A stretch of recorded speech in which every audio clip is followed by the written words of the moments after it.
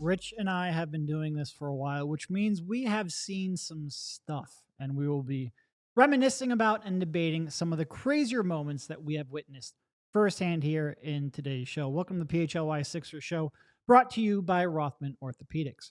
I think whenever we get a chance to talk to Rich, and by we, I mean me, obviously we mentioned yesterday, Rich and I had been podcasting for about a decade before coming here. We also wrote together at a small company you may have heard of called The Athletic that we helped launch. And, we did that for about 5 years as teammates side by side. And that so happened to coincide with some really, really, really crazy stuff about this organization. We both kind of missed, we had Rank Week a couple weeks back where we talked about, basically some of the bigger what ifs in Sixers history, in recent Sixers history. You and I both missed that. I was still out on vacation for that. This isn't going to be the same, because I think we're going to be debating not so much like the impact of the moments or even what could have happened if things went a different way, but just really ranking what were the crazier moments and what some of our recollections of that were. I'm not going to say they were all bad. I think they're all kind of bad. When you have a team like this who drafted one of the 5 or 6 best players in franchise history, and you've come up this short, some bad stuff has happened along the way to cause you to get there. But I think it's just more like reliving a lot of what we experienced, a lot of what we all went through. And in all honesty, a very unique franchise is maybe the politest way to say that. Yeah, I mean, we're just going to talk about a lot of crazy stuff that happened, and we're going to frame it in that context. Like, wow, that was crazy. Yeah. That's not what I expected to happen. Yeah. So, I mean, look, it's a perfect August topic, I would say. We've seen a lot of weird stuff. I promise you guys, it's not going to be completely negative here. I think we're more going to focus on, the feelings, the twists and turns of some of these crazy moments. It will not be completely negative. So, yeah, I'm excited to get to this one. And I guess the way we should do it is maybe just start with our number one. Yeah, I would be surprised if this isn't a consensus here. So I will let you have the number one pick. You can go ahead with your top most WTF and or shocking moment during our time covering the team. And our time covering the team, we're basically talking, I would even go beyond the Joel Embiid era. I think I phrased it the Joel Embiid era in the title, but it's really the Josh Harris era, I would say. Okay, well, there's one specific saga that I did not have because I did not follow those rules, but that's fine. We can talk about that as well. We can bring that up at the end. That'll be honorable mention. Okay, number one. So I would argue that number one and number two could both be Colangelo related. It's not. Number 3 is also Colangelo related. We're talking multi Colangelos at this point. We're talking 2 different. The Colangeles. The Colangeli. Yes. Yes. But I would be very surprised if number 1 for you was not the same as mine, which is burnergate. Absolutely. There's just no contemporary example of anything that's even remotely similar. Yeah. So I think it was like 9 p.m. on maybe a Monday or a Tuesday, that Ringer article from Ben Dietrich drops. Yeah. And I've read it a few times in the... How far did it take you to get before you realized this wasn't satire? It took me at least 4 paragraphs to be like, oh no, this is an actual report. Well, I mean, Ben Dietrich by that point had established himself as a vocal critic of the Colangelos yes. on Twitter. And that's a little bit of the reason that he got the story. But I got to say, as far as modern journalism goes, that thing is a masterpiece. And yes, it reads like satire because, sometimes the truth is stranger than fiction. And this is one of those scenarios. But wow, I mean... I don't think there has been another NBA franchise, professional sports franchise, that has had an online article basically come out. I mean, I guess there's probably more serious stuff where, if you get into HR complaints and ownership changes, like I'm thinking the Phoenix Suns over the years. Yeah. But in terms of just a bizarre, out of nowhere story, nothing will ever top this. I mean, when was the last time an article took down a GM? Like, this is our Bernstein and Woodward moment here. Like, this is wild. So I remember in the following days after the article too, there was radio silence from the Sixers, mm-hmm. but we had to fill the void. So everybody was talking about it. Everybody was wondering, okay, what are they going to do? Is Colangelo going to get fired? There were a lot of people saying he has to get fired, or, maybe the longer this goes on, he can wriggle his way out of this one, even though he's cornered. And the thing I remember about the following days of the burnergate scandal was how much the Twitter detectives actually took the lead Sure. of that story. Where I remember Leg Sanity and Sixers Adams specifically, I think, deserves some shout outs here. Shout out to those guys. They were leading the charge. So Derek, I remember, and I wrote this down, there was a press availability before a game that Colangelo did probably 6 months before. This happened in, what was it, late May, early June? Yeah. That was when the Burnergate article came because it was during, Colangelo, when it was released, Colangelo was at a pre-draft workout. Yeah. And he had to, leave as everyone was kind of talking from about Chicago, and explain himself. So one of the things that I remember, though, was I thought back during that time when the Sixers were radio silent, I said, Bryan actually did a press availability with us, and I have the timestamps for it. I forget, he was updating us on Markelle Fultz or something else. Sure. And I was like, wait a minute. The beauty of Twitter is I was tweeting out his quotes. So let me match up his comments, because I remember the press availability, and he was not, he wasn't reaching behind the desk and saying, he wasn't tweeting stuff out. And at the time he was speaking to us, it was clear that these burner accounts were active. And I was like, okay, then it can't be him. So I tweeted out my findings, and I got a lot of national love. I remember our colleague Mark Stein gave me a retweet. Ramona Shelburne gave me a retweet. I was pretty proud of myself until I looked at the mentions of that tweet, which were all Sixers Twitter people, and they said, "You're 3 hours behind. It's the wife." And so, yeah, I mean, it was such a bizarre time when the Sixers fans on Twitter were the ones who were really ahead. And obviously, if you go that route, that can be a little bit dangerous. People can make assumptions and get led down the wrong path. No, they were right. They actually led us to the right answer, which eventually ends in Bryan Colangelo stepping aside, getting fired, whatever it was. And they hired a firm who specializes in these types of things, which I don't know how you find that, but apparently they did. It was, I think, first of all, one of the things that absolutely amazed me, Dietrich reached out and he mentioned these accounts. And after reaching out, all of those accounts got set to private. And if you go back and you reread this, a lot of this is speculative. It's circumstantial evidence. If those accounts don't go private immediately after Dietrich asks about them, I'm not sure they have enough to run this story. It really feels like a huge self-own. They tried to shut this down to prevent anyone else from digging it. And in doing so, pretty much gave Dietrich and the Ringer, and I'm just speculating here, I haven't actually talked to Ben about where he would have stood if they didn't take these accounts private. But if they don't take these accounts private, I'm not sure you can actually run this story. It is amazing that it's Ben Dietrich who did this, who was basically trolling Colangelo for years because he was pissed off at the job he was doing. And this is, you get it? There's always going to be that, who leaked this information? How did they find out these accounts were connected? And I will say, I don't think it necessarily takes a ton of research to be like, well, these accounts are weird.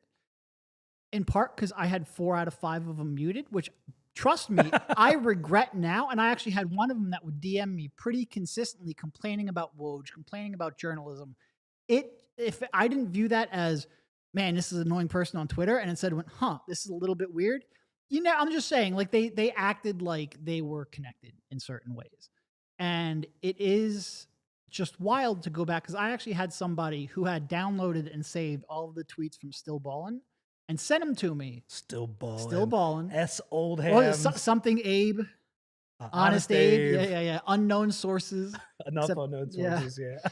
But like I gone through these tweets, and like to see the venom some of these accounts had towards a lot of reporters, myself included, like, I've called dishonest, called lacking empathy, and all kinds of stuff. It was wild to think that someone, I'll very charitably say, someone connected to the president or the GM would have been sending these tweets.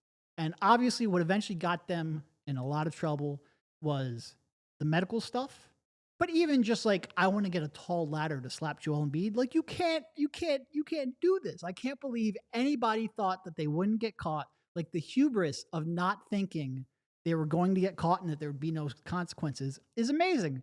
And I will say, I went back after the fact. Bryan Colangelo at one point had objected to a tweet I sent, and he basically took a screenshot of it and said, "This is a BS tweet, Derek." And I went back after the fact and looked. He was not logged into the Twitter account that he admitted to running. Let's just put it that way, okay? Yeah. Well, I mean, we're never going to get the full story of the accounts. I hope we get, I hope Deep Throat, like Mark Felt all those years later after Watergate. We need a follow-up. We need a follow-up, yes. I hope they show themselves and take credit for leading Ben Dietrich in down this path. Yeah, I mean, look, this is just a completely bizarre. Yeah, it's the craziest story ever. I mean, do you remember too, Joel Embiid? One of the craziest tweets, funniest tweets of all time, when he goes, "Joel told me that Sam Hinke," from his account, talking in third person, "Joel told me that at Sam Hinke is better and smarter than you at Al Vic," the Al Vic account. It's just the reason why this has to be number one. It absolutely has to be number one. Is it's just unprecedented in sports history. Like, there has been nothing close to this. There probably will be nothing close to this because I think everybody's sort of wisened up about it. It is just, I still can't believe it happened. Well, and it will also live on with the phrase, "Those are normal collars, Yes. find a new slant." That's Which that's shout been out used to in many our different ways. co-host here and Kyle. He had a podcast called A New Slant for a little while. Oh, yeah. Well, we're going to talk about some of Kyle's reporting a little bit over the next few things. But yeah, that is the clear number one. We could spend 3 hours talking about it. Easily. I mean, we always We talk. should have like Dietrich on at some point, or maybe even like Chris Ryan or somebody else who was yeah. like connected to that, because there's enough time has passed. Well, I'm sure those guys, if they ever do a process 30 for 30, or somebody does a process 30 Yeah. for 30, which, by the way, would be as long as some of Dan Carlin's hardcore history. Yes. You know, the World War I series. I mean, a 16-part episode. It would take 15 hours Yeah. to get really into the details that everything deserves, because, man, you just forget about the minor details, and we're only going over the things that are sticking in our head. But yeah, that was completely crazy. And by the way, it was a terrible time for the Sixers to lose their general manager. That 2018 draft was absolutely loaded, as it turned out. That was the summer of LeBron. Like, they're out pursuing LeBron that summer. So, and the Sixers were at their peak in terms of, you had seen Ben Simmons and Joel Embiid play together. You knew that they still had cap space. You knew that they had young talent. They still had all of their picks. They still had the war chest. And yeah, I mean, pretty much went downhill from there. But anyway, so that's the worst possible time to lose your GM. And also, too, I mean, what we know about the draft that happened a couple of weeks later, there were just too many cooks in the kitchen. And not to say that Bryan Colangelo would have nailed that pick, because the evidence probably suggests otherwise. But I would like to see if anything changes with how that worked. And behind the scenes, they weren't really ready for it. No, and that's why, understandably, too. Like, we came up with a list of, I probably have 15 events here that we had to whittle down to 5. And one of those events is the process that led to hiring Elton Brand, ostensibly, and having that collaborative front office is just like, you've never seen, again, another hiring process like that before. And to have a GM, again, ostensibly, because it was a little more complicated than that, who had a year of front office experience total, and that was running a G League team, take over a team at the most critical part of their modern franchise history. That is a decision that I don't think you've ever seen. Like, I don't think I could find an inexperienced GM or a GM with that little experience running a team with that high of stakes. You just don't see that happen. And the only other explanation is that they almost did that specifically because they had a lot of cooks in the kitchen, and those cooks had more say, which is, I believe, closer to the truth than Elton did, which then you have a figurehead at the top of your organization during the most pivotal moment in modern franchise history. It's just the decision-making to get to that point still blows me away. It's why, and I don't blame, the average Philadelphia sports fan, maybe somebody who thinks, has the Sixers as their number 3 team and doesn't pay attention to all of the ins and outs of the Sixers who just think Elton Brand, he was terrible. No, there was a lot more going on. I don't really hold any of that disaster against Elton. And you also see that he is starting to interview for other GM jobs. You can tell that the NBA does not hold that. No, because even if he did have final say, which he didn't, and even if he did have the loudest voice in the room, which he didn't, I wouldn't hold it against him because he just did not fundamentally have enough experience to be put in that spot. Even if he was to blame, so to speak, I would blame Josh Harris. Yeah, exactly. And we'll talk a little bit about the collaboration in other circumstances. I love how the chat is just talking Dan Carlin, hardcore history. He's a great storyteller. He's absolutely fantastic. What a voice too. Just put that on in the car. Sometimes I'll maybe when you come back next time, we should rank our top 5 Dan Carlin series. I'll give you a bit that, or not a full episode, but something he does when he talks about the Japanese soldier who is just still fighting World War II, that 30 years old. That blew my mind. That was unbelievable. Anyway, yeah, he's a great storyteller. We're not the same level of storytellers. We're just some guys who saw some weird stuff with the Sixers. Okay, let's go to number 2 before our first break. Or do you want to go to the first break? Because I have a feeling the next discussion could be a little long too. So maybe we should just talk to some of our friends. And okay, let's do it. We can go ahead. All right, first up, we want to tell you about Ace Hardware because, like I've said many times, I am a complete nitwit when it comes to home repairs. I always need somebody that can help me, but more specifically, I need somebody that I can trust. If you've got an outlet you said you would fix last summer, at Ace Hardware Home Services, they've got the person to fix that. Because now they're not just the helpful hardware folks, they're also the helpful home service and repair folks. From plumbing and electrical to heating and cooling, they've got the trusted pros to keep your home humming all year long. Ace Hardware Home Services. They're bringing the helpful home, the helpful you love, from the store now to your front door, from Philly to the Jersey Shore. Visit Ace Hardware Home Services online at acehardwarehomeservices.com to get you started on your next project. And now let's talk about our friends at Rothman Orthopedics. And guys, let's talk about getting back to what you love, especially since it's the summer. And whether you're biking by the Schuylkill, if you're chasing your kids through the sprinkler, we're finally tackling that hiking trail. I know my guy usually does that, even though he does it with the mountain bikes. But you still need to be healthy and the people from Rothman to help you out for that as well. So if your body doesn't cooperate, you cannot do all of that stuff. And that is where the people at Rothman come in. From aches after a pickup game to old injuries flaring up on summer adventures, Rothman's team of experts is here to help you. With evidence-based care and a commitment to restoring your mobility, they'll get you back out there stronger than ever. Do not let pain put your summer on pause. So visit rothmanortho.com/PHLY. That is rothmanortho.com/PHLY to book your appointment today and get back to doing what you love pain-free. I feel a little like I'm cheating doing the Rothman ad read with Devon on the Sixers show. If I do it on the Eagles show, it's fine, right? But it feels like that's his. It is his. He has put in the hours on the rehab circuit to get that read. Yeah, but he's not here, so one of us. That's fair. All right, welcome back by somebody, right? Welcome back to the PHLY Sixers show, brought to you by Rothman Orthopedics. So I think the next one on our list, which is I guess mine, right? So you had burnergate as number 1. Obviously. Yeah. All right, we're getting to number 2. I mean, number 2 for me is hiring Jerry Colangelo. Okay, so I had it as 3. Okay, because I kind of fudged 2 a little bit, but if you wanted to have the 2 Colangelos as the you'll get a chance to talk about your number 2 as well. We'll do that next. I think this is perfectly fair. A completely shocking moment. Since it's yours, go. Well, I'll never forget. Like they had called us to it was before the Spurs game, right? Yes. Because they lost by like 52 or something like that night. But they called us, they're like, hey, there's going to be a press conference before the game. And they said nothing else. They gave us like the room to go to, and that was it. It was a weird room too. They did not have a ton of press availabilities. Yeah.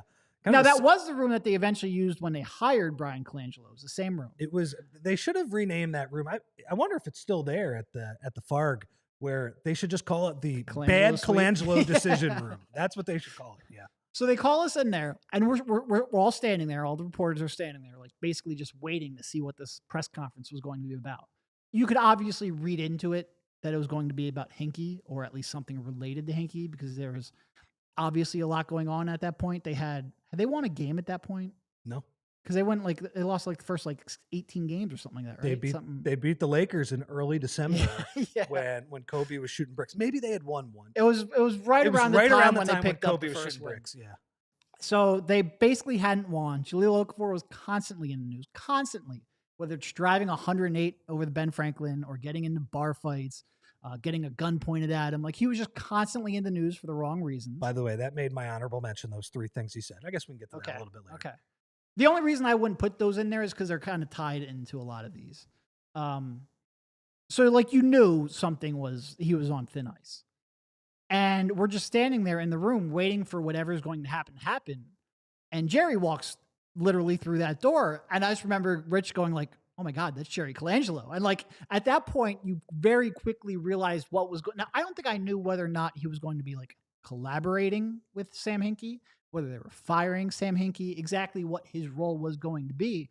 But just seeing him walk through that door. And at that time, Jerry Colangelo is he's still a huge figure in the sport. But like I think in Philadelphia, he hadn't necessarily gotten the reputation he would eventually get because of how everything went down. But it's like, well, he's not coming in here just to like say hello and offer some advice. Like this whole process has fundamentally changed. Came out of absolutely nowhere. I went back. I was writing for Philly Voice at the time, and I linked in one of the stories a couple days later when I was trying to, a little bit of an upon further review, trying to, sort through everything we had heard. We did actually have somebody request a UFR in the chat. They have to play a meaningful game in order to review something like that. I appreciate you saying that. That's double tooth in the chat. I appreciate that. Yeah, they do need to play. There weren't a lot of games worth more review in the second half of this year. Second half after like November. Yeah, you're right. Anyway, go ahead. I'm sorry. You lived it more than me. So, but yeah, trying to pick up the pieces on what we had heard at that press conference, because you're right, it was very confusing. We didn't know exactly what Jerry Colangelo was going to do. I linked my tweet from just when Jerry Colangelo walks in, and the tweet was Jerry Colangelo ? And that was the entire tweet. By the way, it only got 1 like, so it wasn't really blowing up Twitter or anything. But yeah, it was completely shocking when we sat there because yeah, we had been summoned. We knew something was up, but not exactly what was going on. And yeah, at that point, Jerry Colangelo, who had run the Suns for forever, the guy who was still running USA Basketball with Coach K and is credited with resurrecting USA Basketball, which, he gets a little bit of credit for. Coach K gets some credit for. I would say LeBron James and Kobe Bryant. Yeah, the players and those guys, Dwayne Wade, those guys agreeing to play in a couple of Olympics. That made a big deal. Chris Paul, all those guys. But yeah, he was a huge name at that point. And, I think you mentioned Jahlil Okafor, the 3 times that he was in the news for off-court issues.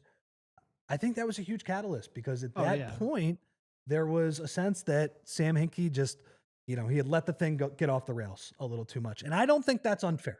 I think Sam Hinke ultimately did a lot of good for the Sixers, and it was necessary to reset at that point. But yeah, I mean, things were off the rails. They were losing game after game. Morale was super low, and there was not the support system, I don't think, for some of those younger players. And Okafor, yeah, I mean, he had been in trouble 3 times in like 4 months. So, of course, that is going to make big news. And I had my Philly Voice story, and I made the observation. I said, would a change have been made at this moment if the Sixers were 10-11 and Okafor's nights solely consisted of playing Xbox? Josh Harris said, I believe it would make sense anyway. Again, if you want to attract great free agents and understand who they are, why wouldn't you want Jerry Colangelo around your team? So, okay, so that's part of it. It's would if the team had a more normal start, just like the normal collars, if they had a more normal start and Okafor wasn't getting in trouble off the court, would a change have been made? I don't know. That's still a great question. There's obviously the Adam Silver. How involved was he? Josh Harris at the time said, I consulted with him a little bit. Who makes the first phone call there? Did we get an actual answer on that? And the other thing I would say about Jerry Colangelo from that first press conference, I mean, the difference in intellectual humility between him Yes. and Sam Hinkie is just off the Yeah. charts. It's just Jerry Colangelo gets up there. I'm Jerry Colangelo. I'm the USA basketball guy. I know how to talk to agents. They all like me. Relationships. Free agents are going to come here because I'm Jerry Colangelo and I make handshake deals with people. What a crock of you know what. Awful. That family had a real talent for self promotion, real talent, which a talent which was passed down to his son for sure. Yeah, it is. I mean, it really is. Like, you could not have brought in a more polar opposite than Sam. And you bring up intellectual curiosity.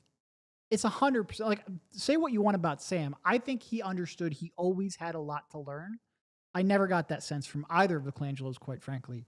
And for Jerry to walk in there, Right, especially Jerry, though. well, yeah, because Jerry had accomplished more, so it made sense that he would be a little more smug. But Bryan was pretty smug too. But they came in, but really. So I guess so. Is Bryan being hired? Is that next on your list? No. Okay, so you're kind of like, is that on your list? I guess I didn't have it. If you would want to throw it in there. Well, I'm just saying, like, because I don't know whether or not we should talk about it now. Yeah, let's talk about it. Okay, because I didn't include Bryan being hired just because I kind of tied it into this whole thing. Them two, you brought up, Harris talking about like, oh well, how could you not want Jerry there with his wealth of knowledge? And Bryan, he gave almost the exact same. It's like, well, when we looked at all the candidates, it was obvious that who we should take. And for them to come in here and not fix any of the problems, not fix the culture, not really fix like the relationship problems, and in some ways to make it worse because you're talking about grabbing a ladder and hitting your star player. It was honestly wild to see somebody come in with such a reputation that those two shared and just completely like light it on fire and not meet any of those expectations. Like, it's one thing to get a draft pick wrong, which they did. It's another thing to conduct it. Like, you were brought in to bring an air of professionalism to a team that was lacking it. And then you hired your son without a coaching search, and your son ended up getting disgraced and fired after burning all of the assets. It was really, truly amazing. It's like, say what you want about Hinkie, but at least every decision was completely thought out, right? And every decision, there was an exhaustive process. I mean, God, he hired Brett Brown, in August? Remember, Yeah. that was very controversial at the Because, time. all the coaching you do in July that they missed out on. Jerry, he showed up. Do you remember that winter? He showed up at PCOM every couple weeks. Yeah. We talked about Sixers business, and then he was like, all right, we're going to do an exhaustive search. Well, let's hire my son. I mean, come on. And it's like the process was all the optics and the process behind that decision were awful. And by the way, the results in turn were also awful because, I mean, those guys got handed one of the best situations in the history of basketball. Now, I think, if you look at current day Oklahoma City, okay, that's a better situation because they're already winning and they still have all these picks. I mean, they're already winning championships with all those picks. But man, they had all the flexibility in the world. They had a couple of key pieces, one of which would, not be a key piece after a few more years. And, they goofed it up. And it was, it was very annoying. I mean, it's also the first time, I think we should also say, that the ownership, they talked about collaboration, right? They talked about initially at the first hiring when Sam was up there with Colangelo. And of course, Sam, a couple months later, by the end of the season, he delivers that crazy letter where that gets leaked and he's out of there. There wasn't really collaboration, but it's the first time that the ownership talked about collaboration, which were a couple of periods that turned into complete disaster. And it's one of those things where if you talk to people who work in sports, so specifically hockey and basketball people, they think Harris and Blitzer, that is a good ownership. And I don't begrudge them. I think they good resources. They let you do your job if you explain it the right way.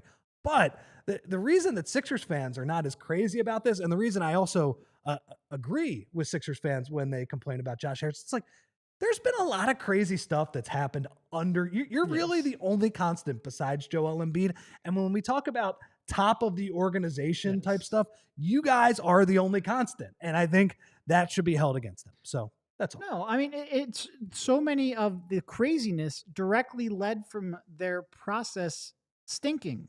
Like when you, again, it'll always blow my mind when we were at the Bryan Colangelo press conference.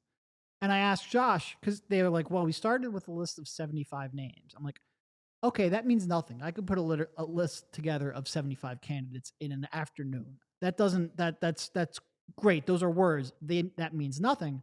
How many did you actually talk to about filling the spot? And he's like, Derek, I don't think that's an appropriate question. I'm like, then what am I doing here? Like, legitimately, why do you have media here? And eventually he said, not many, but a few. And of course, eventually you find out that it was two. He talked to two people, Bryan Colangelo and the backup plan in case Bryan Colangelo, which is oddly Danny Ferry, in case Bryan Colangelo didn't take it. And it's like, that is not a good enough coaching search. Like, especially, GM search, or GM search, yeah. Especially if you're looking to, sort of deny any nepotism, especially if you're looking to prove, like, this is when you should be looking to prove that you were thorough, the most thorough you could be. And it just so happens that your advisor's son is the right one to pick. Okay, you better be prepared to prove that. And they felt like it was below them to even try. It is just absolutely infuriating. And a lot of that, and including, what we were talking about with the collaborative and what happened after Bryan was fired, like, you have to, those decisions go back to Josh. And I agree for the most part. Now, they've only paid the tax a couple years, but you get it, because when he inherited the team, like, they were going through that rebuild, like, you're not going to pay the tax for that. There's a couple years you can nitpick, like the Matisse Thybulle year, maybe you would have liked to see him pay the tax. But for the most part, like, they built a new practice facility, they invested resources. So I could see why outside people look at them and be like, all right, I think they're a good ownership. And compared to some ownerships, like, there are some really terrible ownerships. There's some really bad but they've made a ownerships. lot of decisions. Like, almost like the theme of this week is, not like unofficially, but it's like, well, what if this actually is, if not the end of the Joel Embiid era, certainly getting to a point where, like, you don't feel comfortable, you don't feel confident in it. And so much of where they are right now, I think, comes down to decisions you could directly tie back to Josh Harris and that ownership group. And look, we're both pretty big Sam Hinke people. We're not trying to get in arguments with people about Sam Hinke today. No. But I mean, the decision making to hire Jerry and then just, search with two-person GM search, including the guy's son. It's just not good enough. It's you not good as enough. fans deserve more than that. And Marcus did give us a super chat saying culture starts at the top. That's sort of what we're 100%. saying. Yep. Thank you, Marcus. I agree with that. Yeah. So the last thing I want to mention about the shocking Jerry Colangelo reveal, WWE style, going through those doors. I spent the entire game. So that was prior to the game. I spent the entire game that night in the media room, just writing 2 or 3 stories about, wow, this is crazy. Jerry Colangelo is here. Is this a huge deal for the franchise moving forward? As it turned out, yes, it was. I did not watch a second of that game until I looked up with about 30 seconds left, and Boban had the ball at the elbow against Jahlil Okafor, and he does 2 ball fakes over his head. Joel's like looking behind him. And Jahlil is like on skates looking behind him. And then Boban splashes a jumper as the fans go absolutely nuts. They cut to Greg Popovich on the sidelines, and he can't enjoy it. They show his entire his bench, and it's him, Ettore Messina, who's also keeping a straight face. Ime Udoka was on his bench at that point. Ime Udoka had to crack a smile and laugh about that. And that made the score. That Boban jumper, I wrote this down, made the score 119-68 San Antonio. That was so bad. That was so bad. Crazy night. Because like you're mentioning, like I wasn't sitting there watching too much that game, but every now and then you look up at the score and it's like, oh my God. And Jerry, we were sitting there on press row. Jerry was like maybe 50 feet like to our left and just down the baseline. And he got to witness that firsthand. One final question here before we get to our next break. When was the moment you knew Sam was done? Like, you knew without a shadow of a doubt that Sam was gone. I think I have a very specific moment. Are you talking about the practice at PCOM when Jerry walked over? No. Yeah, I don't know. I don't remember exactly. There was a point where Sam brought his son to like the game beforehand, and he was like walking him around and showing him all the area. And Sam never did this. I think Sam viewed sort of like having to be in the limelight almost as a curse. And I think he wanted to shield his family away from it. He never talked about his family, never brought his family around, but he's like giving his son a tour of like the Wells Fargo Center and what this means to be at a basketball game and everything that's going on.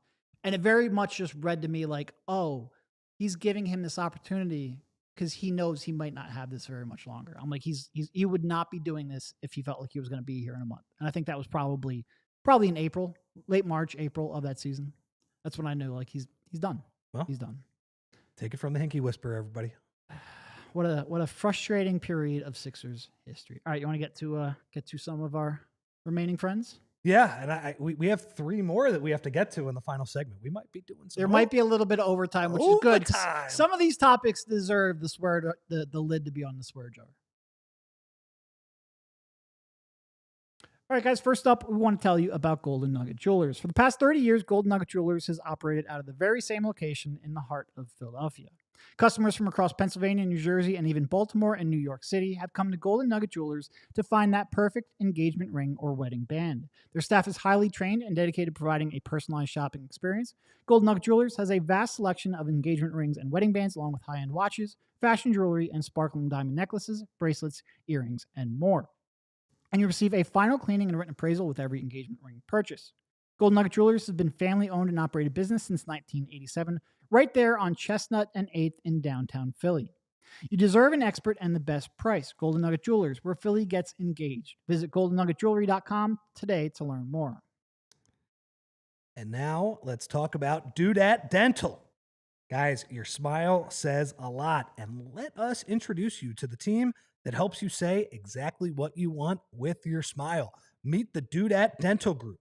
This is the team trusted to care for one of our city's greatest assets, your Philadelphia Eagles. Now entering their 5th season as the official dentist of the Philadelphia Eagles, Dr. D and his team have proudly served Philadelphia and its fans for over 20 years. They do it all, from robotic implant surgery and Invisalign to veneers, emergencies, and so much more. Locally operated, Dr. D is a proud graduate of North Penn High School and the Temple University School of Dentistry.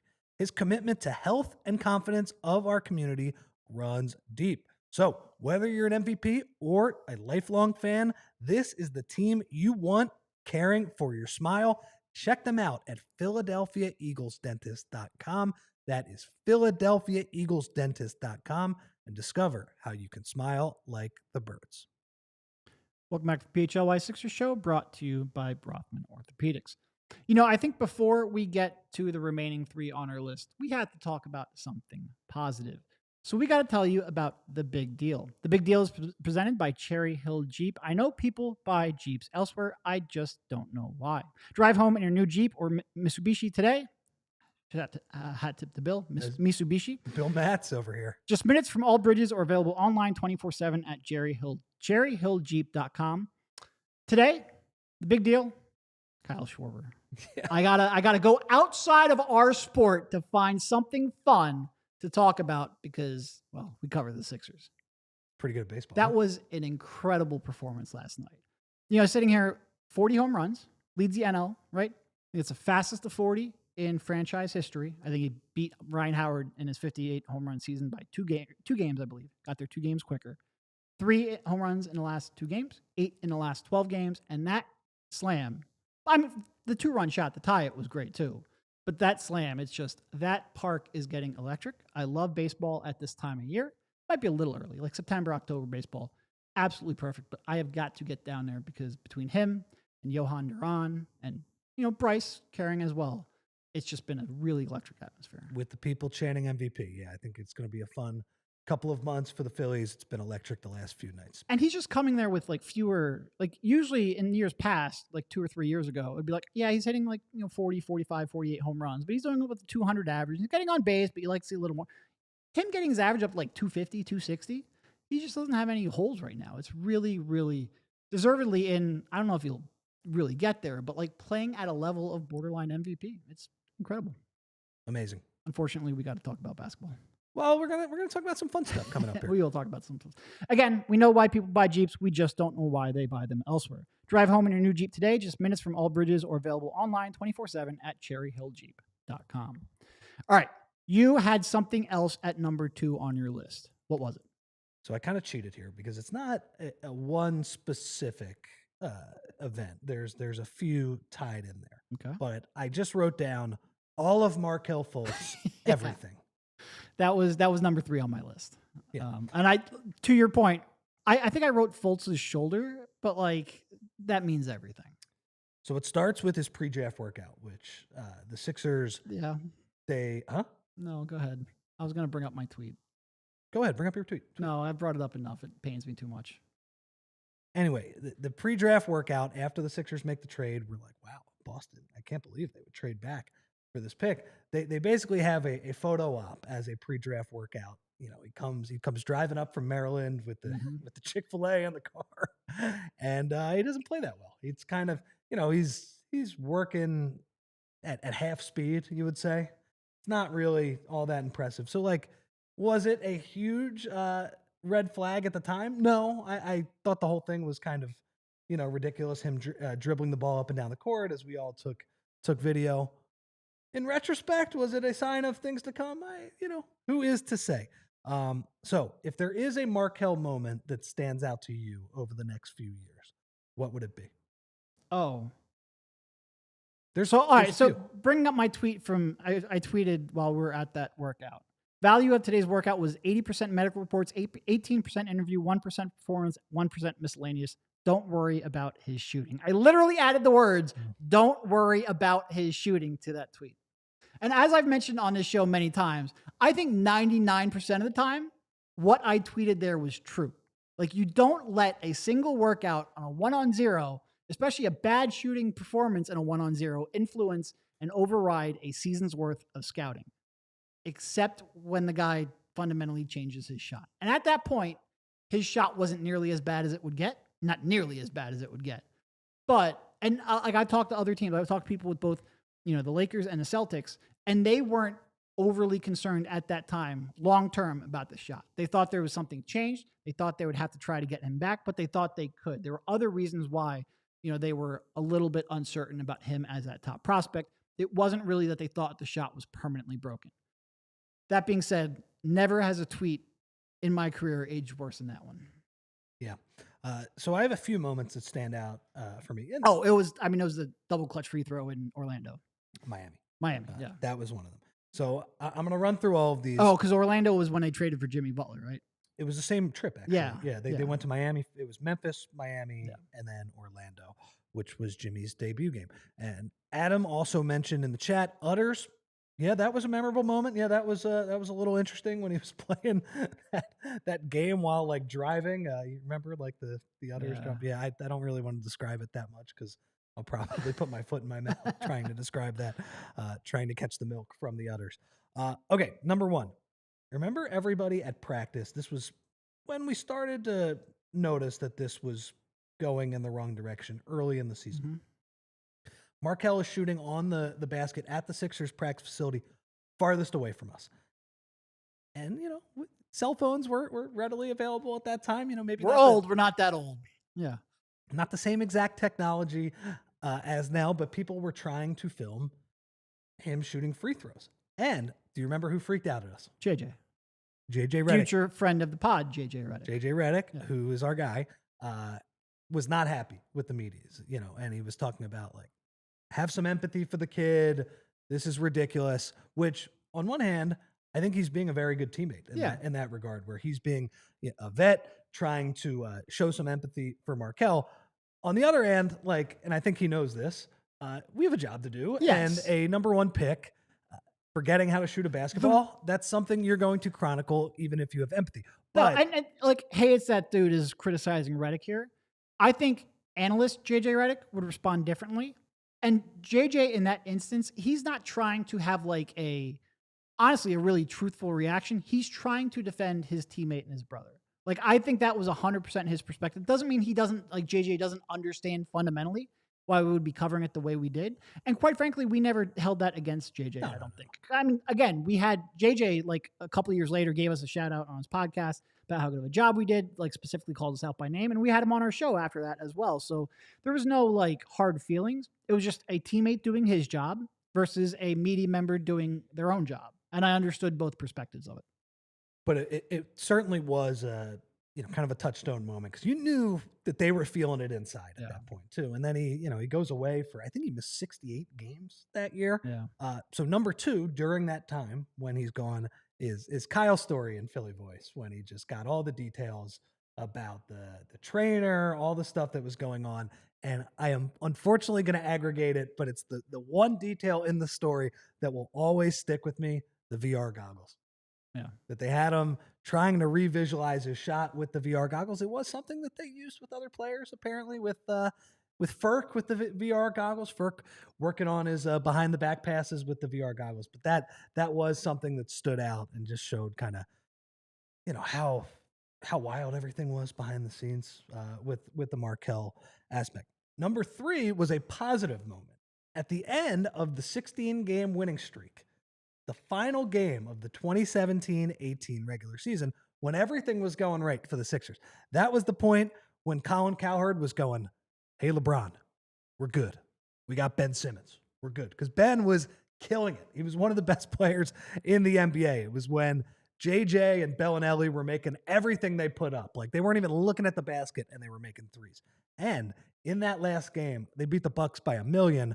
Markelle Fultz, youngest player at that point to ever get a triple-double or youngest player to get a triple-double, I think, in NBA history. 13, 10, and 10. And you're going to the post game?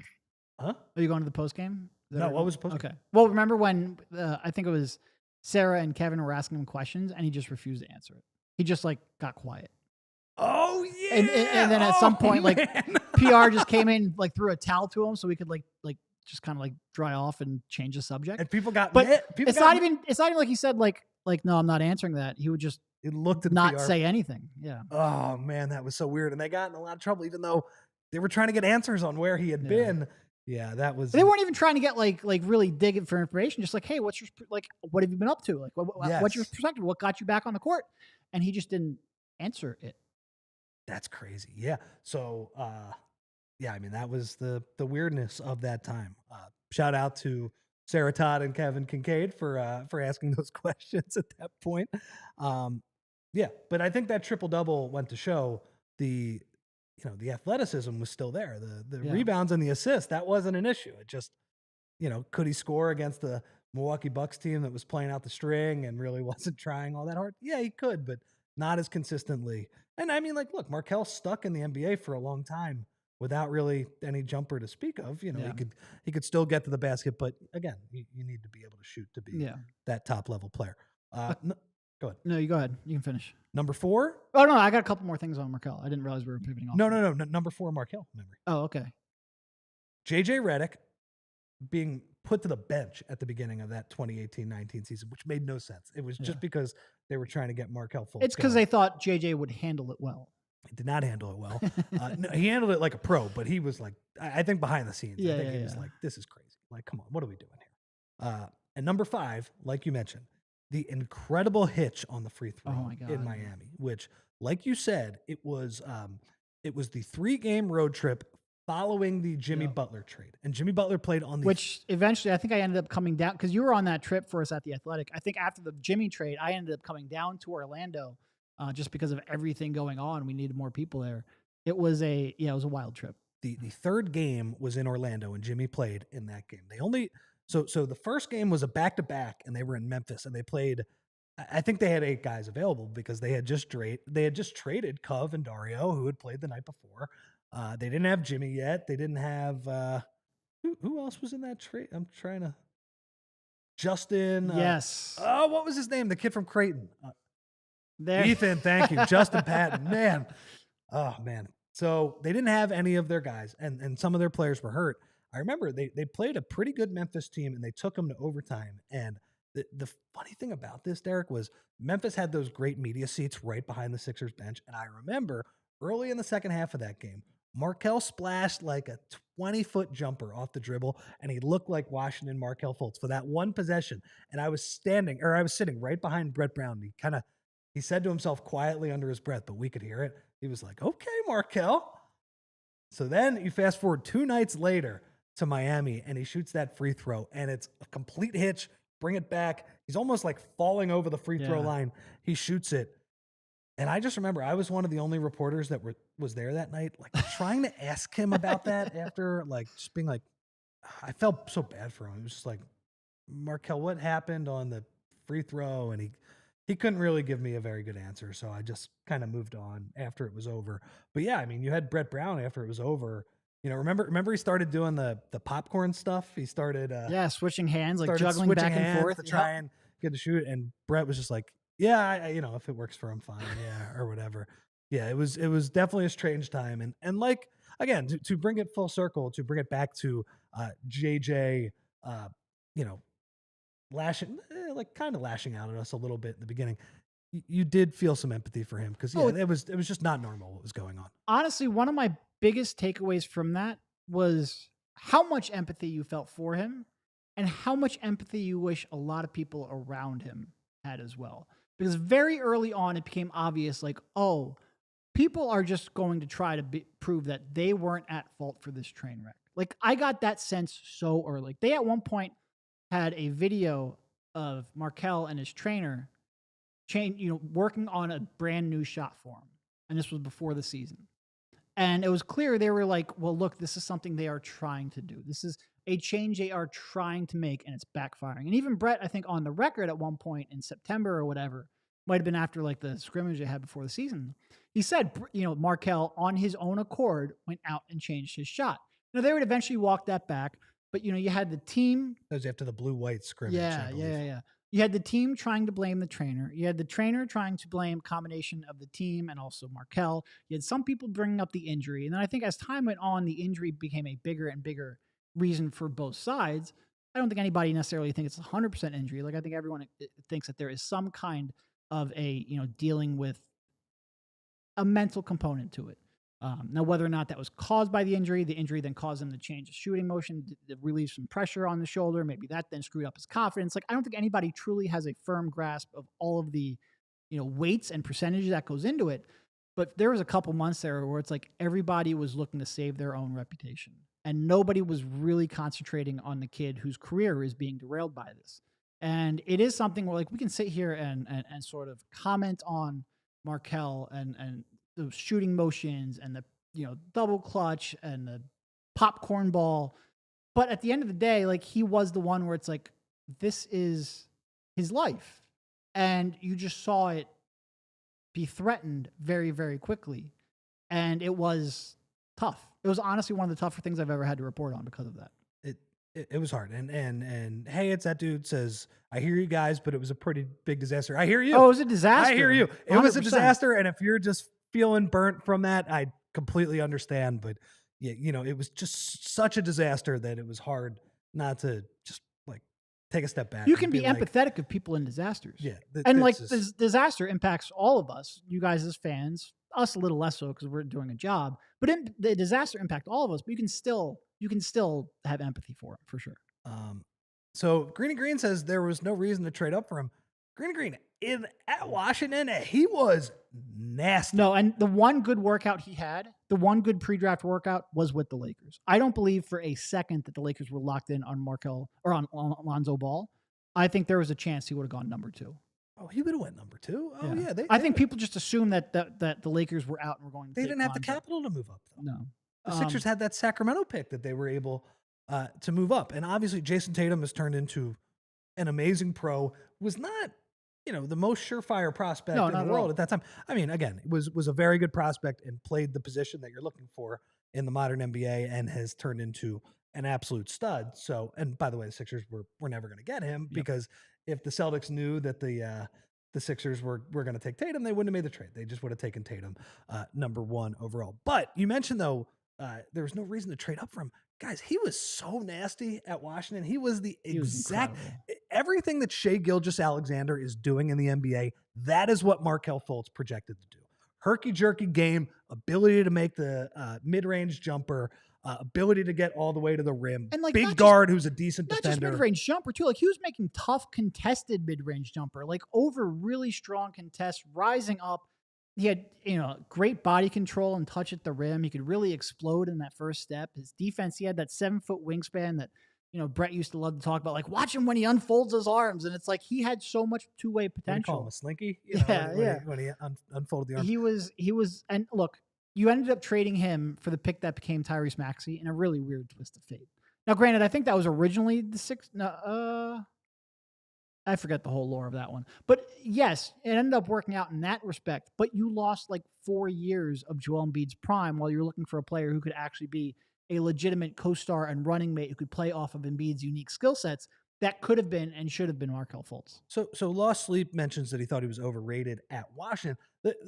So I do understand that they did not win a lot of games. It was not a very good team, although they had freshman Matisse. I understand that criticism, but because of the outlier issue with the shot, we'll never really know if he was overrated at Washington, because that was a completely different guy than we saw at Washington in the NBA. Yeah, absolutely. All right. I don't know. That like I said, that one's a tough one because it is one where, the impact of it was so drastic and the situation was so absurd, but the way it unfolded and the way it just seemed like everyone was out to save their own hide, and the way that Markelle suffered and never really got it back.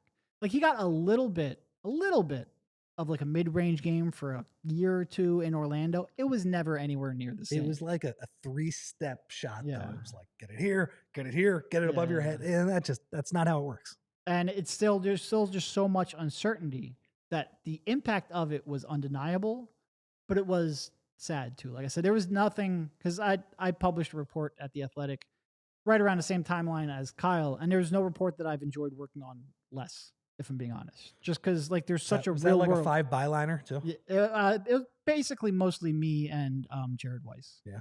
Yeah. They throw Shams on there at the end though? I don't think so. I don't think Shams was on there. Maybe. Okay. I don't remember. Yeah. Love the 5 byliners. But it was just tough because like he was the one being hurt, and it seemed like everyone around him was failing him. All right, we're only done 3, so you say you're number 4. We're definitely going in overtime. Everybody. Yeah, no, and we're going to be going to overtime pretty quickly. It's going to be maybe double overtime too. We'll see. So we've already kind of some of the ones that I had on here elsewhere were like the collaborative stuff like that, but we've already kind of touched on that. Honestly, this is where I bring up Kawhi's shot. Just because of the absurdity of how it went in and the drama of it. I don't think, and this one's weird because it's like, it's absurd and it's shocking, but it's also like a kind of normal basketball one, which for this team almost doesn't feel like it should be a top 5 because there's been so many other absurd things going on. It's a crazy play at the end of a very truly good one of the game. craziest shots you will ever see. I've watched that shot more times than I care to admit. That first bounce, I have no idea how that bounce went up in the air. Like, once it went up, you went, oh, that has a real chance of going in. It should have clanged just 90 degrees. Yeah, I just in terms of physics, I don't understand how it hit the rim at that angle and went up. I'll never understand it. I mean, that play was defended perfectly. Ben forces Kawhi to catch the ball 35 feet from the hoop, going the other way. He takes 8 steps, but whatever, to get himself free. And then Joel, by the way, do you remember that series? Joel, in the first game, Siakam absolutely lit up Jimmy Butler, lit him up. And the fix was put Joel on Siakam, cut off everything at the rim. It's wild to see Pascal now, because you wouldn't be able to do that now. He'd just shoot threes on you and the above the break type style shots. He peels off Siakam at the right time. Gets a perfect contest. Great contest on Kawhi. Yep. Do you remember? I mean, it's also too that the bummer is like Jimmy Butler's after Kawhi's missed free throw, the drive to tie the game up. What a play, man! That was vintage Jimmy putting his head down. He bounces off Ibaka, who was awesome for the Raptors in that game. It was Kawhi. Lowry made a couple shots down the stretch, but Ibaka was a big reason that the Sixers lost that game. And Jimmy gets to the basket is a bummer that we did not get to see overtime. Last thing from that game for me. We also, my flight was canceled, and we had also real quickly. We are about to go into overtime. So if you're watching on TV, head over to allphly.com. We do have quite a bit more to talk about. I guess one thing on the court, one thing off the court, because I don't want to get too deep on this one. Greg Monroe's stat line in that game. Yeah, go ahead. 2 minutes -9. Not great, Bob. That's absurd. And then, yeah, our flight got canceled because there were like massive storms. And shout out to Sarah Todd for driving a bunch of us back to Camden the next morning through Buffalo and all the way through New York State, and us showing up in Camden the next morning for exit interviews. Very tired. No, we were on like the opposite ends of the drive to Toronto spectrum, because I remember we had storms before game one when we were flying up there, and I ended up driving to Toronto just to make sure that we got somebody up there for game one, and then you had to do it on the way back. I was in the upper deck because we had we had two people covering that series for the Athletic, and we were like alternating the seats, and I was up in the you were way up there, but I had a perfect view of the shot and the play as it was unfolding. And it really is like one of those, I will never forget where I was, my reaction, pretty much everything going on in the stands at the time, how quiet it got when that shot went up. Like because I think it's undersold a lot how much was riding on Toronto there, because they knew there was a very high chance that Kawhi was leaving no matter what happened. And they ended up winning the finals, winning the championship, and he left anyway. And a second round exit would have made that trade all for naught. And that shot goes up, and I think they were as probably more nervous than Sixers fans for a couple seconds until the shot went in. But there was so much riding on that shot, which is part of the reason why, for the other side, it's such an incredible shot. It's such an incredible moment and the best moment in franchise history. But watching them all just like get silent and still and not move. And if you would have screamed at that point, you could have heard anyone in the building. I would say the Raptors players outside of Kawhi Leonard and maybe Serge Ibaka, they were pretty shook too. It was like, Kawhi, please get us over the finish line here. Now, they were playing great defense. That was one of the best defensive playoff teams of all time. They did a number in the next couple of series against Golden State and Milwaukee as well. But yeah, Sixers, look, I mean, a lot of championship teams, they have that one series or one game where they really kind of just have to get lucky or something crazy has to happen. That's Jalen Carter sacking Stafford to me. Like that's exactly what that was. The same round. Yeah, it is. It was a tough one. And Joel was somebody had it like a plus. Yeah, I think it was Eugene. Did Gene have it? Yeah, plus 89 for the series. I mean, that was Joel back then, where the offense was not nearly what it would be from 21 to 24. Like he was not able to get his own shot at the same level. And yeah, he still had some issues in those playoffs, but he was a much more refined offensive player. That was the jump from second team all NBA to number 2 in the MVP and eventually winning the MVP. But the impact that he had in that series, just his defense. And, even as he was still learning how to become a star player, he would make a big impact. Okay. Enough of Kawhi. I have one other game to talk about. Well, I also just in terms of Kawhi, I think one other aspect of this was the report from Mark Stein, now our colleague at the LOS. Oh, that's right. Beforehand, that Brett was, if they lost, Brett was done. And, Rich and I, we've mentioned this on the show before, but running into Brett after the game and running into other coaches in that coaching staff and the conversations they had, it very much felt like Brett was saying his goodbyes to us. And the other shocking part of that is that Josh, for whatever reason, was talked out of that decision, seemingly talked out of that decision, and they ended up bringing Brett back. And I don't know if it was public pressure. I don't know if maybe, Joel, who was a pretty big Brett fan at that point, maybe he impacted it. Nobody really knows exactly why they ended up keeping him. They brought him back. I don't even think it was the wrong choice. I think that was the best series Brett coached. I think he outcoached Nick Nurse in that series. It's just one coach had Kawhi Leonard and the other coach didn't. I thought Brett did a good job and didn't necessarily deserve to be fired after that. But the report was out there. It seemed like the report, Mark Stein is one of the best reporters covering the league and has been one of the best reporters in league history. He is he should be a Hall of Famer. He's an incredible reporter. I believe him, wholeheartedly. And for whatever reason, it didn't happen. And it was just stunning. Also, I got to stick up for Brett. Doc Rivers had some brutal playoff exits, which with better teams than Brett Brown did. Brett Brown had to play Ben Simmons, guys, was never winning multiple playoff rounds, man. And Doc Rivers got him for one series, and they lost the worst series in Sixers history. And it's my next moment, number 5. Not just Game 7 of the 2021 series against the Atlanta Hawks. I'm going to combine 2 games, Game 5 and Game 7. of the 2021 playoffs against the Hawks. Derek, they blew a 26-point lead in Game 5. I think we're always pretty sympathetic to blown leads in modern basketball because of the three-point shot, because of the fast pace. Things can change pretty quickly in a hurry if you just start missing a couple and somebody else gets hot on the other team. A 26-point lead early in the second half, that's a pretty tough one. They were on fire. Tobias Harris in Game 5, 2 of 11 from the field. Ben Simmons with a 2 for 4 from the field in that game.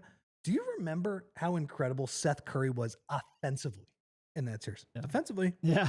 Not so much. Kevin Huerter probably made a little bit of money on that series against Seth Curry. Seth Curry in Game 5 had 36 points on 19 shots. He was on the heater of all heaters in that series.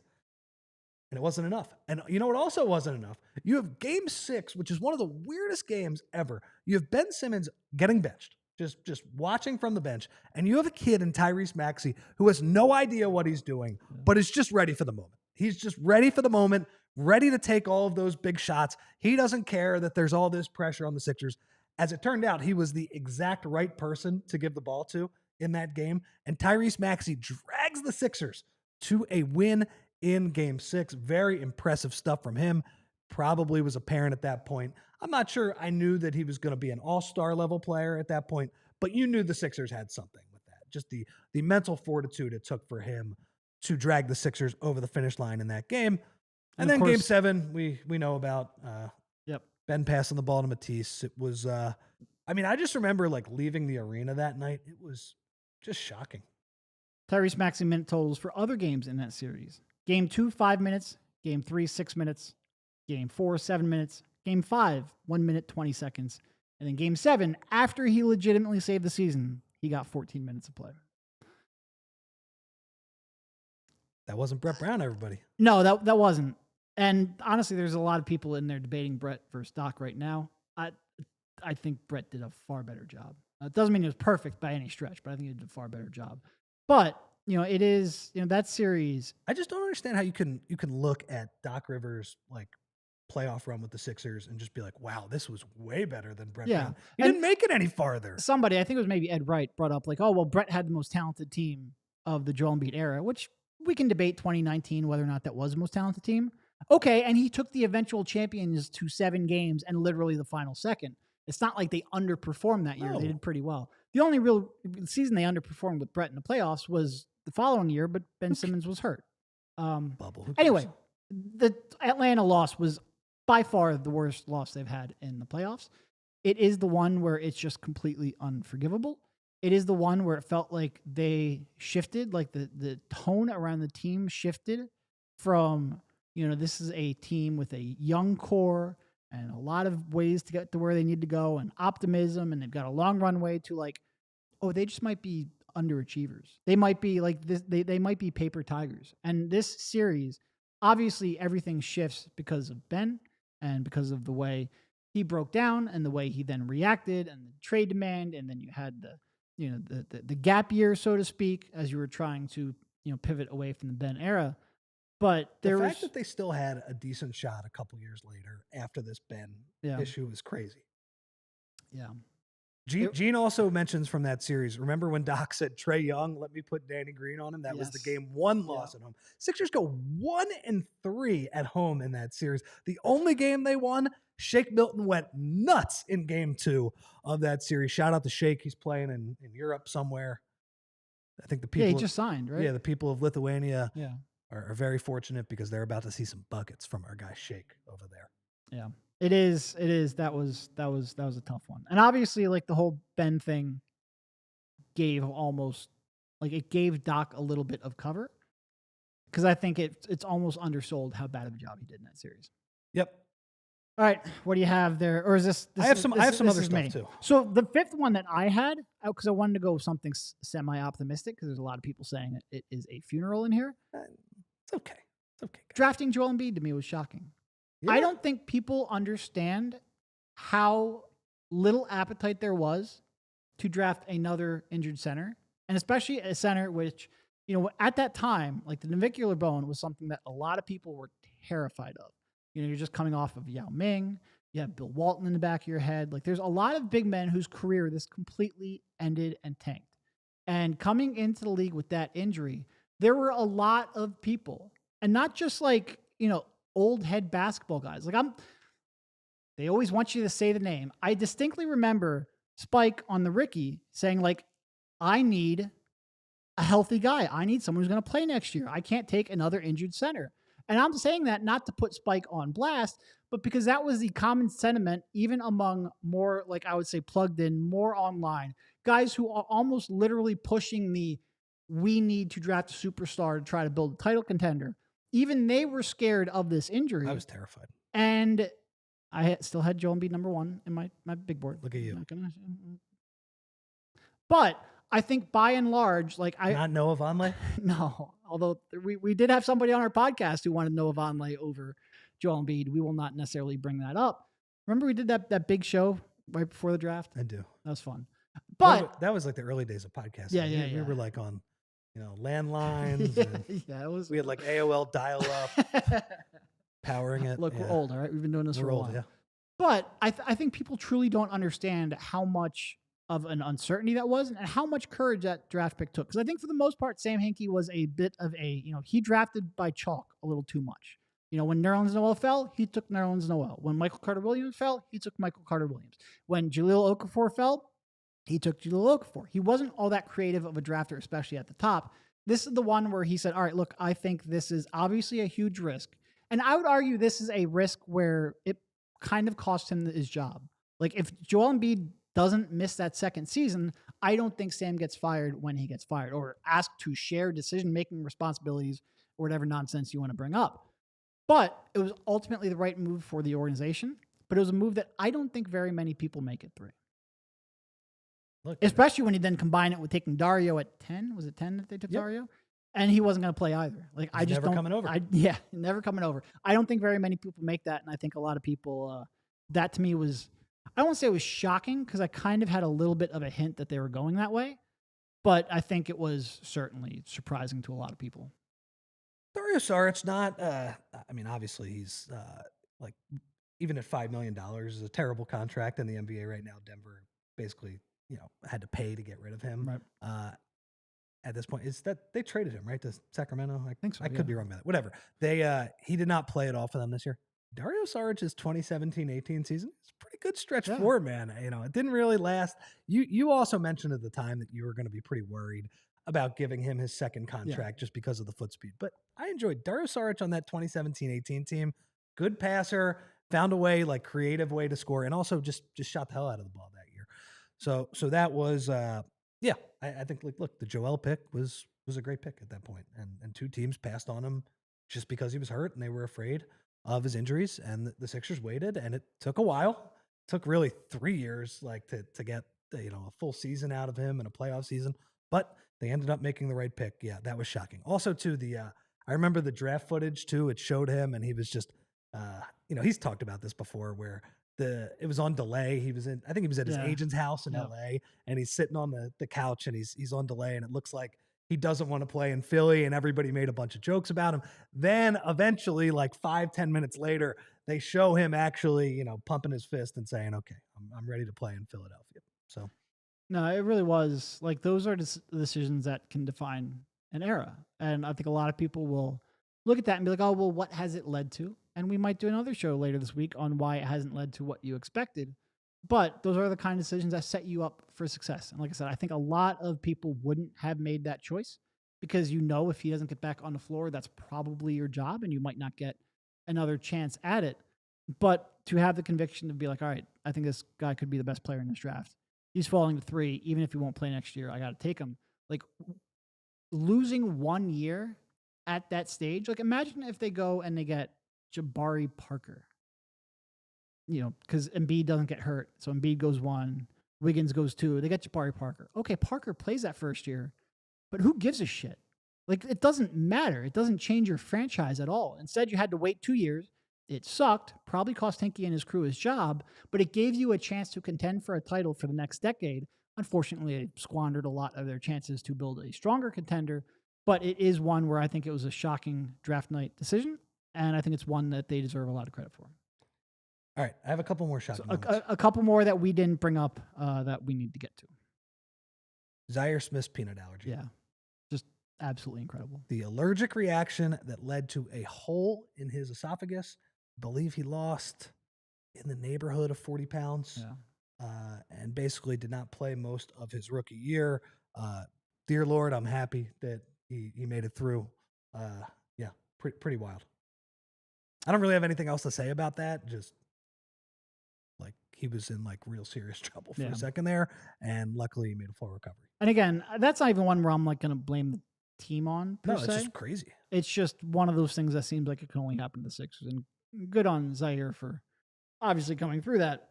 But, and then even just bringing up like the whole, like they drafted Markelle and this mother worked for the team, but they traded him after selecting him. And like people focus on Markelle a lot there, but like also SGA was right there too. And, you know, as we talk about not having ideal partners and tandems with Joel for so long, really until they got Harden and Maxey, would have been nice to have a point guard you could run like that. That stretch from, well, let's call it from the second they lost that Celtics series, May 2018 to July 2018, that was not the most productive stretch no, it was not. In retrospect for the Sixers. Also want to bring up drafting Elfrid Payton. Not because drafting Elfrid Payton was all that meaningful, but you had a point guard on the roster, and Sam literally drafted Payton just to hold Orlando hostage. Well, and the point guard was on the ESPN broadcast. On the ESPN broadcast. So again, I give credit for, now if that didn't work out and you couldn't get Orlando to pay up, like that would have been awkward as heck, but he trusted his intel and he made a decision that was just like, you were sitting there for 15 minutes going, what in the world is happening? Are they trading MCW? Are they going to try to run two non-shooting point guards together, which might have been a blueprint for what would happen in the future? But no, he's just trying to get a little bit out of Orlando there. Yeah, good trade. Yeah, good move. James Harden's holdout, I thought, just the way that relationship deteriorated. If there was one person you thought was definitely going to overpay James Harden, you thought it was going to be Daryl Morey, the guy that their careers and their reputations were so closely tied to. The fact that that got to a point where Harden was passing out signs that Daryl Morey is a liar and that it deteriorated the way it did. Stunning. Eugene bringing up trading MCW, I didn't think that was stunning at all. Like that to me was quintessential Hinke. Like run up his value, realize he's not actually that good, get value before it cratered. Yeah. I think it stunned a lot of people in the area, but I didn't find it all that stunned some of the people on the other side. Of the building, do you remember that? And we don't want to go too far here because we're already 18 minutes into it. Do you remember like the other media members in that press conference? They were acting like you traded a future MVP and like, how could you not have a point guard? How trading him set you back so many years? No, he stunk. It's like, guys, like, were you at the games the last 2 months? It's not all MCW's fault, but like he's really struggling. Trading a bad point guard just because he had put up some numbers as a rookie does not set you back. It only sets you back if he's actually good, and he wasn't. And then that draft pick, was it top 3 protected for the Lakers? And they just kept getting in the top 3 like 2 or 3 years in a row.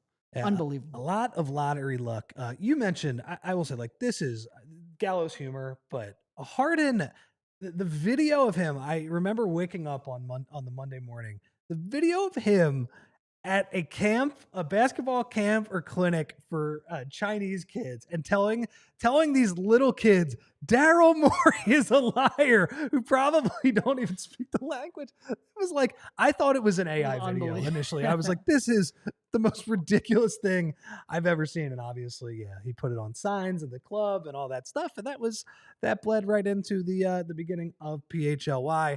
But yeah, I mean, that was so funny. Just Daryl Morey is a liar. I mean, it was obviously very vicious behind that, very contentious behind the scenes, but hey, you got to laugh at some point. All right, one last one for me, and we already mentioned it a little bit, but I think it deserves its own category. I call it the Jahlil Okafor 1-2-3, which honestly might have led to Colangelo more than anything, and maybe you do blame Sam Hinke a little bit for this, not for the off the court stuff, but the environment of not having older players. They actually brought in Elton Brand later that year to serve as a little bit of a mentor. That was probably overdue, to have that guy. So the Jahlil Okafor 1-2-3 tried to punch someone through a driver's side window and had a gun pulled on him in Old City. That's one.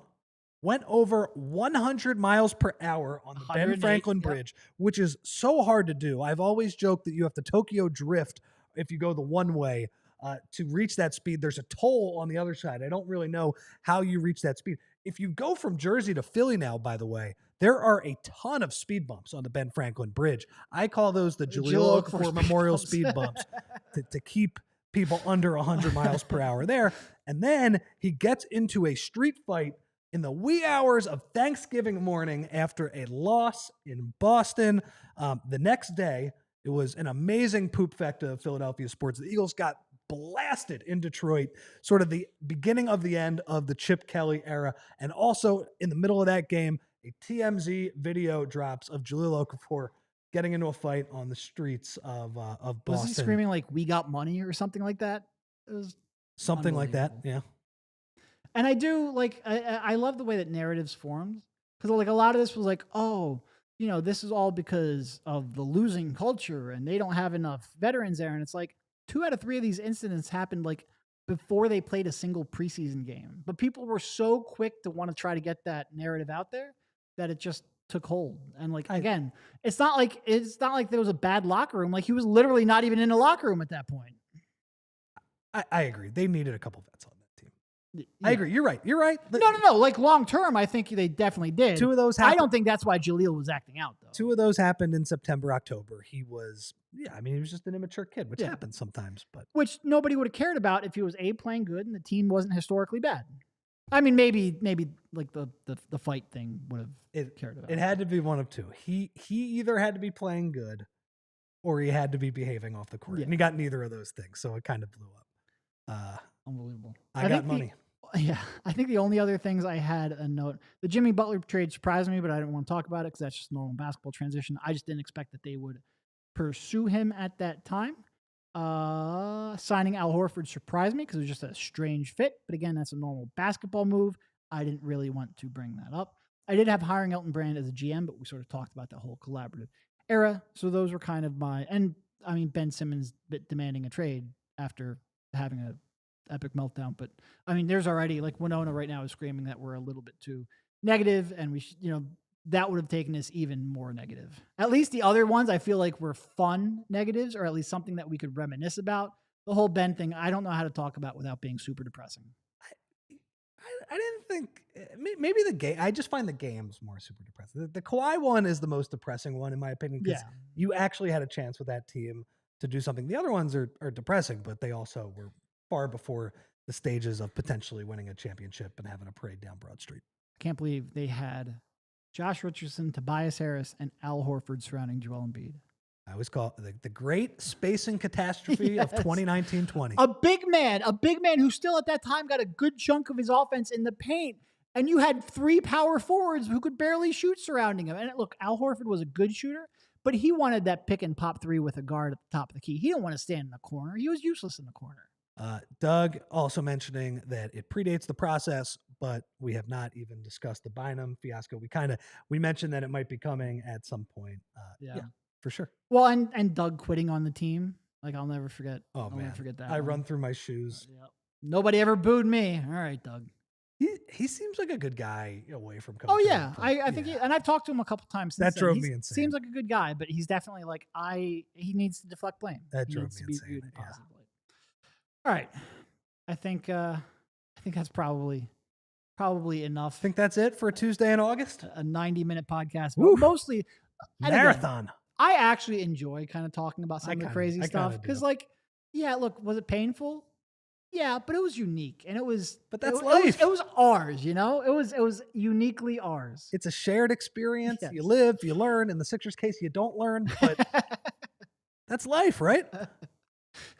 Aaron with a good point, and they haven't signed a power forward since. Sure. Unbelievable. Embiid and Shake Milton beef. Remember, he was going to choke the shit out of him. Well, that's when they made Shake the starting point guard. Yep. That was when they tried to make Ben the power forward. And the court gesture with a good point. It's hard to relive this era of Sixers basketball. There aren't a lot of positive, shocking moments to go through. But I enjoy a trip down memory lane. There's going to be a good book or a good documentary. Yes, and it probably won't be all that fun to watch if you're a Sixers fan, unfortunately. All right, you want to get to a roll call here? Let's do it. World famous roll call. All right, I think first up, we have to mention Marcus Blackstock, who dropped a super chat. Shout out Marcus. Appreciate you, Marcus. We got Darkness, Double Tooth, D Flyers, Winona. Even though you're giving us a little bit of grief, we still appreciate you being here. Winona. Douglas Craig, Eugene Ross. We got Ed. The court jester who told me his typical username yesterday, and I've already forgotten it. Jesse. I apologize. Jesse, apologize. I'm gonna put a note there so I remember for the next time. We got Adam Schilfter, Line Wen, Colby Colbs, 76ers TTP, AA Ron as always. Hey, it's that dude, Greeny Green, Wawa Marvel, Smy Guy, Lost Sleep TV, SB Cole, You Better Love Somebody, Ed Wright, DC Craig. We got Joaquin at the end here. Joaquin, there you go. I know that Jim Lynam avatar. We got Doing Sigs. Oh, is that Joaquin? Yeah. Okay. Let's see. I mentioned Lost Sleep TV. Let me scroll up, see if there's any that I missed. Whoops. We got somebody here bringing up the 70-point game. Court gesture, Jesse, bringing up the 70-point game as maybe a... Oh, Eugene Ross. Did I not say Eugene? I think I said Eugene. I must have said Eugene. You did. Yeah, I did. Jesse bringing up the 70-point game. Yeah, that was a great, unexpected, shocking moment. Unfortunately, what happened a couple weeks later is hard to avoid. So I don't think that would be the positive discussion that you're thinking it would be. SB Cole, which I'm pretty sure I mentioned. I think that's all that I can see here as scrolling up is, YouTube is blocking me. So thank you all for jumping on. As always, hit the subscribe button, hit the bell icon so you know when we're going. It's a thumbs up on the way live out next. And we would really appreciate that. All right. We will see you tomorrow. We'll see you tomorrow, everybody. We all silly like the mayor.